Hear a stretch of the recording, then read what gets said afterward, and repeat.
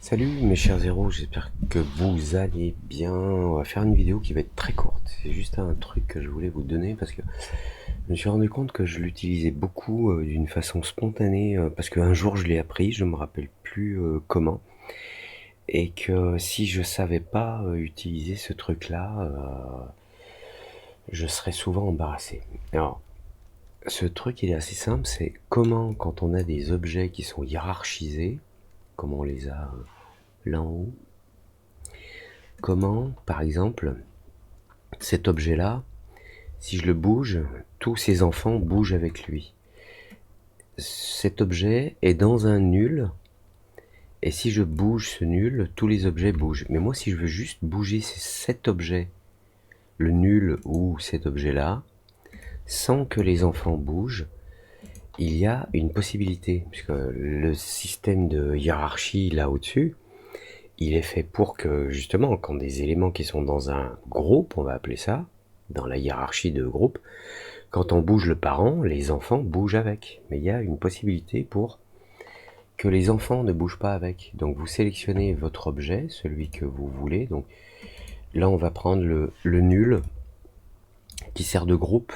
Notamment, ce nul, il est intéressant parce que moi, je veux pas que ces coordonnées soient là. Je voudrais que ces coordonnées soient plus au centre. Et ben en fait, il suffit d'appuyer sur la touche 7. Alors, 7 sur les claviers américains, c'est OK, vous appuyez sur là où il y a QWERTY, vous pouvez appuyer sur 7 ici. Sur les claviers français, il faut appuyer sur 7 sur le pavé numérique. Vous appuyez sur 7 et vous pouvez déplacer votre objet sans déplacer les enfants. Je vais le refaire ici avec cet objet qui s'appelle Center One, qui est le cube noir, enfin ouais, ce truc noir là. Si j'appuie sur 7 et que je le déplace, je peux le déplacer sans que ces enfants bougent. Et ça, c'est vraiment cool. Voilà. Voilà, c'était un petit truc en passant. Allez, je vous le refais autrement. Imaginez cette scène, on a un nul, un cube 1, dedans on a un cube 2, dedans on a un cube 3. Si je bouge le cube 1, le cube 2 et 3 bougent ensemble. Si je bouge le cube 2, le cube 3 bouge avec le 2.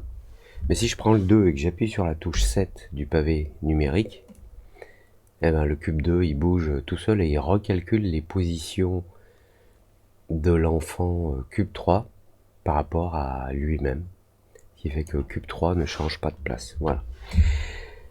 Si vous avez j'aimé, vous j'aimez. Si vous avez j'aimé pas, vous j'aimez pas. Et si vous j'aimez pas, vous me dites pourquoi que vous j'aimez pas. Voilà, comme d'habitude. Allez, bisous, ciao.